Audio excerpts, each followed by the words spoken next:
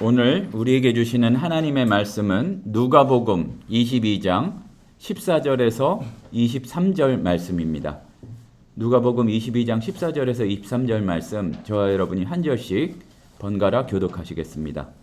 때가 이름에 예수께서 사도들과 함께 앉으사 이르시되 내가 고난을 받기 전에 너희와 함께 이 유월절 먹기를 원하고 원하노라. 내가 너희에게 이르노니 이 유월절이 하나님의 나라에서 이루기까지 다시 먹지 아니하리라 하시고 이에 잔을 받으사 감사기도 하시고 이르시되 이것을 받다가 너희들이 나누라. 내가 너희에게 이르노니 내가 이제부터 하나님의 나라가 임할 때까지 포도나무에서 난 것을 다시 마시지 아니하리라 하시고 떡을 받아 감사기도 하시고 떼어 그들에게 주시며 이르시되 이것은 너희를 위하여 주는 은혜라. 너희가 이를 행하여 나를 기념하라 하시고 저녁 먹은 후에 잔도 그와 같이 하여 이르시되 이 잔은 내 피로 세우는 새 언약이니 곧 너희를 위하여 붓는 것이라. 그러나 나를 파는 자의 손이 나와 함께 상의했도다. 인자는 이미 작정된 대로 가거니와 그를 파는 그 사람에게는 화가 있으리로다 하시니 그들이 서로 묻되 우리 중에서 이 일을 행할 자가 누구일까 하더라.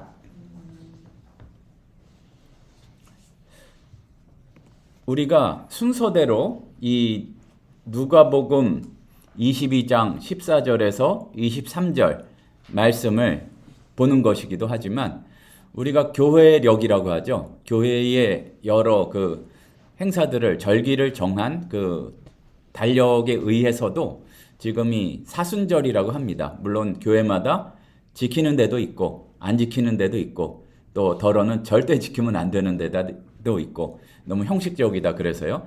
그런 때가 있지만 그래도 우리가 교회력을 따르지 않으면은 좀 여러 가지 중요한 내용들을 깊이 있게 생각해 볼 기회가 별로 없는 것도 사실인 것 같습니다.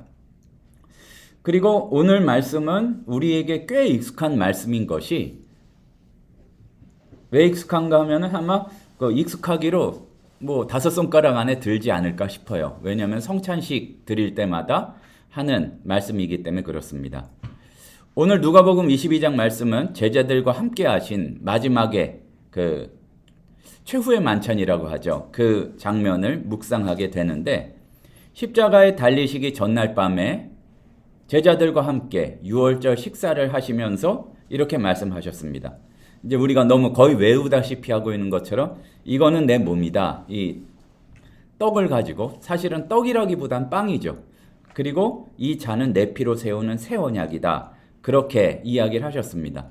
우리가 성경을 조금 깊이 있게 읽게 되면 그 가운데에서 그 약속, 언약, 이제 이런 그 주제나 구조를 많이 발견하게 됩니다.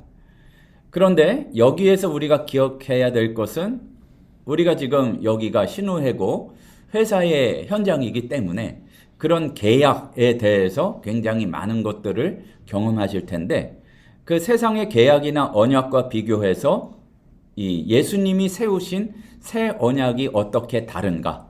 그리고 우리가 어떻게 그 약속 가운데 계약이라고 그러면 조금 느낌이 별로 좋지 않으니까 약속 가운데 들어가게 됐는가를 한번 생각해 보기를 소원합니다. 우리가 살아가는 세상에서 또 정확히는 회사에서 맺는 계약과 약속들은 대부분 조건적입니다. 이제 비즈니스 계약을 할 때에도 이러이러한 상품이나 서비스를 제공하니까 당신은 이만큼 돈을 지불해라. 내가 이거를 어떻게 할 테니까 당신은 이렇게 해라. 어떻게 보면이 아니죠. 결혼 소약도 약속인데 영원할 거라고 하지만 사실은 그 약속도 당신이 나를 사랑하고 존중한다면 나도 당신을 사랑하고 존중하겠다는 그러한 약속이라고 봐도 크게 다르지 않을 것입니다. 그러니까 세상의 계약은 아니기를 원하지만 아닌 걸로 치고 우리가 그렇게 또 부부의 관계를 이어가지만 세상의 계약은 사람과 사람의 관계라면 상호 이익을 전제로 하는 서로 내가 주는 게 있으면 받는 게 있고 물론 부부간에도 무조건적인 사랑이 있을 수는 있지만 현실 가운데서 보면 그렇지 않은 경우도 많은 것을 보게 됩니다. 쉽게 말해서 한쪽이 계약을 어기면 약간 이렇게 봐주는 그런 조건이 있을지 모르겠지만 계속 어기면 그 계약은 파기가 됩니다. 깨트려지게 됩니다. 위반한 쪽은 배상을 해야 되고 심한 경우 이 법적인 처벌을 받게 되는 것이 우리가 겪는 세상에서 익숙한 약속의 모습입니다. 그리고 구약에는 사실 더 드러나게 약속을 맺는 모습이 많이 나오게 되는데, 한편은 세상의 그 계약 가운데에서 이렇게 조금 더 발전된 모습도 있고, 하지만 예수님이 말씀하신 새 언약까지는 조금 이르지 못한 그 모습도 있습니다. 출애굽기 19장 5절 보면 그 백성을 약속된 백성으로 세우시면서 너희가 내 언약을 지키면 너희는 내 보배가 될 것이다, 이렇게 말씀하고 있어요. 그러니까 그 부분만 본다면 너희가 내 약속을 지켜야 너희가 내 소유가 될 것이라고 우리 성경엔 돼 있죠. 보배라고 바꾼 이유는 그게 내가 아껴서 쓰는, 내가 원하는 일에 쓰는 그러한 선택받은 백성이 되는 비결은 너희가 나와의 약속을 지킬 때이다, 이제 그런 말씀이기 때문에 그렇습니다. 그래서 이스라엘 백성들은 이러한 약속으로 하나님의 백성이 됐죠. 근데 오늘 말씀을 가만히 보면 마지막 만찬에서 선포하신 그 새로운 약속이 세상의 계약과는 근본적으로 다르다는 것을 알 수가 있습니다. 그 떡을 가져서 감사기도 드리고 떼어주시며 이르되 우리가 성전시켜서 너무나 잘 아는 이게 내 몸이다. 그리고 포도주를 이렇게 보여주시면서 내 피로 세우는 새 언약이다. 요게 왜 그런가 하면은 아주 먼 옛날 이런 이스라엘에서는 약속을 제대로 엄한 약속을 세울 때에 말하자면 하는 방법이 있었대요. 항상 일단 양이나 뭐를 잡고 쫙 이렇게 그거를 반을 갈라가지고 그 안에 불이 지나가게 하거나 뭐 이렇게 쓱 사람들이 서로 약속하는 사람들이 지나가면서 약속을 맺었대요. 그게 무슨 의미냐 하면은 약속 깨트리면 이렇게 죽는다. 그래가지고 이 짐승의 그 시체를 제사를 드리면서 그렇게 했다고 하죠. 물론 그거를 지금 자세히 말씀드릴 필요는 없지만, 근데 보니까 우리가 성경에서도 잘 알고 성경을 읽지 않더라도 내 스스로를 봐도 잘 알지만 하나님과의 약속을 내가 그렇게 잘 지키지를 않고, 우리끼리 얘기지만 또 그리고 다짐을 하지만 또 깨트리고 그러기 때문에 쉽게 이렇게 풀어서 이야기를 하자면 얘네하고 상호 간의 계약을 맺어서는 약속 자체가 세워질 수가 없겠다. 그러니까 그 제물을 드리는 거 아무 의미가 없고 내가 내 피를 흘리고 내 몸을 드려야 쟤네가 어기는 대가를 쟤네더러 지으라고 그러면은 말도 안 되고 내가 그것을 지불해야 이것이 깨지지 않겠다 하신 그 약속이 바로 오늘 예수님이 하신 말씀 가운데에서 드러나고 있는 것입니다. 그래서 원래는 약속할 때에는, 계약할 때에는 조건이 맺어지잖아요. 어길 시에는 몇 배를 배상한다, 뭐 이런 것들이 들어가잖아요. 근데 예수님은 아무것도 요구하지 아니하시고, 근데 깨트릴 게 너무 분명해요. 그러니까 좀 이해가 안 가기도 하는데, 그러니까 사람의 머리로 이해가 안 가기 때문에 그거를 뛰어넘는 하나님의 사랑이요, 예수님의 순종과 사랑이겠죠. 그러니까 자기의 살과 피를 미리 지불해 버리시고, 또 그리고 우리가 그 손을 뿌리치고 도망가려고 그래도 우리 손을 꼭 붙잡으시고 그 약속을 이루시고야 마는 그 신실한 모습을 오늘 말씀 가운데서 볼 수가 있는데, 오늘 말씀 가운데서 보면 내가 일방적인 희생을 할 것이고 무조건적인 사랑, 끝까지 사랑하시는 그 모습을 오늘 약속하시는 그 내용을 우리가 볼 수 있다는 얘기입니다. 그래서 한 가지 더 놀라운 사실은, 또 요건 주제는 큰 주제이기 때문에 궁금한 거를 다 말씀 나누자면 너무 길지만, 한 가지 놀라운 사실은 이 약속을 하는 자리에 12제자가 있었는데 그 가운데에는 배반할 유다가 함께 있었고, 이렇게 이야기를 했으면은 유다가 이렇게 좀 돌아오거나 그러면은 전혀 문제가 없는 건데, 마음을 품었더라도 결국은 인자가 작정된 대로 가지만 이 파는 사람에겐 화가 있으리라 했던 거를 볼 때에 배반하는 유다가 있었고 유다가 그것을 알았음에도 이제 거부했던 이제 그거를 볼 수가 있습니다. 참 쉽진 않습니다. 우리의 차원을 넘어서는 사랑이기 때문에 세상의 논리라면 배신자는 빼고 지킬 사람만 이렇게 앞에 놓여야 되고 또 그리고 앞으로 이렇게 잘 지키지 못할 게 분명하다면 아예 약속과 계약을 맺지 않아야 되는데 본인이 다 지불하시고 이렇게 언약을 맺으시는 이 모습을 보게 됩니다. 이 자는 내 피로 세우는 새 언약이니 앞에서도 잠깐 말씀드렸지만 그 이스라엘 백성들은 피를 가지고 그 약속을 항상 확증을 했습니다. 피가 귀한 것이기도 하지만 좀 무섭게 얘기를 하면은 어기면 다 죽어. 그러니까 이렇게 죽어 하는 그것에 대한 상징이기도 했는데 그래서 율법 가운데에도 율법도 어떤 다른 의미로 말씀으로 맺는 약속이었기 때문에 이 히브리서에도 그런 이야기가 있는데 율법을 따라 거의 모든 물건이 피로써 정결하게 된다. 깨끗하게 된다. 이렇게 표현하고 있습니다. 그런데 이게 생각해 보면은 그걸 가지고 사람의 목숨을 대신할 수는 없거든요. 아주 잘생긴 양을 잡는다 한들 사람보다는 귀한 게 아니잖아요. 그리고 아주 대단한 소를 잡는다고 한들 그게 어찌 사람의 목숨과 비교할 수가 있겠습니까? 하지만 그냥 사람이 아니고 무죄하신 분이시고 하나님께서 자기의 것을 내주셨기 때문에 예전에 교회에서 공부했던 성경 공부 교재 중에 제목이 예수님 짤이라는 그 성경 공부 교재가 있었던 기억이 나는데 예수님의 것으로 이렇게 다 지불을 하셨으니까 우리의 목숨보다 귀하시고 또 하나님이신 분이시니까 인류의 목숨을 다 합친다고 해도 이게 다 지불하실 수 있는 그런 가치가 있으며 또 그리고 전혀 사람이 아니에요. 그냥 하나님이에요.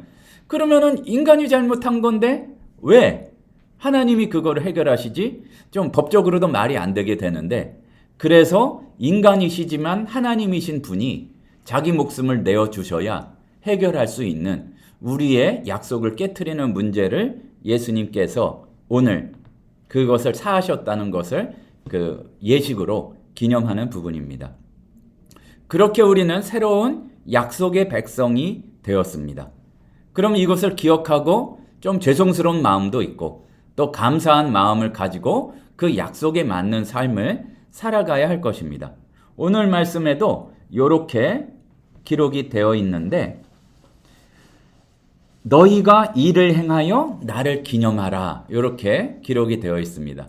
근데 우리가 보면 보통 교회에서 그 1년에 보통 2번, 조금 많으면 4번, 아주 많아야 뭐 한 달에 1번, 뭐 카톨릭에서는 매주 뭐 이런 식으로 하게 되는데 그 조금 그 얘기하자면 기념은 하는데 기억은 안 해요. 까맣게 잊어버리고 살다가 오늘 그 뭐 이제 그 고난주간하고 부활절이니까 이제 안 하던 교회들에서도 부활절이나 뭐 그 고난주간에 다 기념해서 그거를 하겠죠. 근데 한 가지 기억해야 될 거는 이게 그 세월이 흐르고 문화권이 바뀌어가지고 기념하는 예식이 되었는데 원래는 기억하라는 말씀이고 이 포도주와 떡이라고 하지만 빵이 그 우리에게는 특별한 것이지만 사실은 예수님과 제자들에게는 맨날 먹던 그 밥이었다는 얘기예요. 그러니까 너희가 하나님의 백성임을 기억해야 되는 거는 최소한 밥 먹을 때마다 매일도 아니고 밥을 이렇게 풀 때마다 거기서 빵을 먹었으니까 그거를 뜯을 때마다 너희가 나 때문에 언약 백성이 되었다는 것을 기억을 해라. 그리고 아주 비싼 식당에서 조금 깨림직하면서 이 어떨 때에만 대단한 와인을 해가지고 하는 그런 와인이 아니라 밥 먹을 때 항상 먹는 물과 같이 숭늉과 같이 먹던 게 포도주였기 때문에 그것을 보면서 나를 기억하라는 또 그리고 너희가 약속된 백성이라는 것을 기억하라는 의미가 여기에 담겨 있습니다. 그러니까 우리가 지금 먹는 밥은 이 빵하고 포도주하고는 달리 좀 다르죠. 피하고 살을 생각하기에는 좀 다르지만 요 빵과 포도주를 생각하면 진짜 피 같고 진짜 이렇게 뗀 걸 보면 살을 뗀 것 같잖아요. 이제 그것을 보고서 야, 생긴 것도 비슷하지 않냐. 근데 까맣게 잊어버리고 약속된 백성다운 삶을 살지 않을래? 거꾸로 하자면은 이렇게 물어보시고 명령하시고 다짐하고 계시는 것입니다. 그렇기 때문에 우리는 다 내어주신 예수님을 본받아서 나의 것을 내줄 수 있는 그러한 삶으로 약속된 그 백성의 삶으로 살아가야 할 것입니다. 내가 너희를 사랑한 것 같이 너희도 사랑하라. 오늘의 말씀으로 바꾸어 본다면 내가 다 내어준 것 같이 너희도 다 내어줘라. 그리고 거기에는 생략이 돼 있죠. 약속하신 것이 너희가 먹을 거는 내가 매일매일 일용할 양식으로 줄 테니까 그 남으면 상해. 그러니까 그것이 남았을 때에 다른 이웃과 나누라고 그렇게 말씀하시는 명령까지 포함이 되어 있는 겁니다. 그리고 예수님께서 팔아넘기는 배반자까지 용서하시고 한식탁에 부르셨는데 우리는 어떻게 해야 될까? 주기도문을 말씀하신 거기에도 보면 주기도문 말씀하신 주변만이 아니라 주기도문에 그 내용이 있죠. 우리가 우리의 죄를 사하여 준 것 같이 우리 죄를 사하여 주시옵고.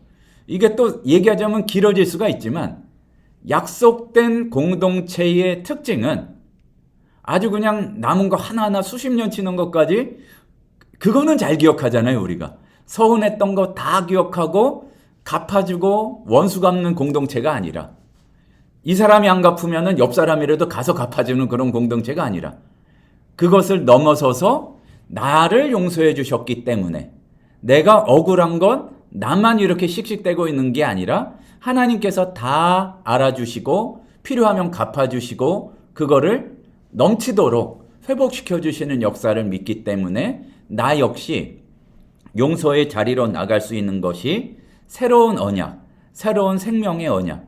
아니 제일 걱정이 죽을까 봐 걱정인데 그것까지도 다 해결해 놓으신 영원한 생명의 예수님의 약속임을 기억하는 그 공동체가 우리라는 말씀입니다. 세상의 약속은 조건적이고 시간이 제한되어 있고 깨질 수밖에 없습니다. 하지만 예수님의 언약은 무조건적이고 다 이미 해놓으셨으니까 영원하고 절대 깨어지지 않습니다. 우리가 보다 보면 내가 너무 부끄러운 삶을 살아서 좀 창피해서라도 예수님 앞에 못 가겠다 싶지만 그런 사람인지 그런 존재인 줄 알고 미리 다 지불해 놓으신 분이 예수님이심을 우리가 다 기억하기를 소원합니다. 그가 찔린 이유가 우리의 허물 때문이고 그가 이렇게 막 얻어맞고 몸이 다 상하신 이유가 우리가 죄악을 저지를 수밖에 없는 존재이기 때문인데 그리스도의 피로 세워진 이 새로운 약속 안에서 이 은혜에 감사하며 또한 그 백성다운 삶을 살 수 있는 우리 신호회원들, 성도들 되시기를 간절히 소원합니다. 기도하시겠습니다. 사랑의 하나님 아버지, 저희들 얼마나 부족한 존재들인지 너무나 잘 알고 계십니다. 예수님 믿는 것을 부끄러워하기도 하고 전혀 예수님과 상관없는 삶을 이렇게 살아가기도 하는 저희들 이미 불쌍히 여겨주신 줄 믿고 다시 주님께 더 가까이 나가기를 소원합니다. 주님의 백성됨을 잊지 않고 그렇게 약속한 대로 예수님 닮아가는 삶을 살 수 있는 저희들 되도록 인도하여 주시옵소서. 지금은 우리 주 예수 그리스도의 은혜와 하나님 아버지의 크신 사랑하심과 성령님의 연약한 우리를 이끌어 가시는 놀라운 인도하심의 역사가 예수님과 약속 맺은 백성으로서 그 사랑 넘치는 삶, 또 용서해 줄 수 있는 삶, 또 그리고 회복시키는 삶으로 살아가기를 소원하는 신호회원들, 성도들 머리 위에 이제로부터 영원토록 함께 있을지어다. 아멘.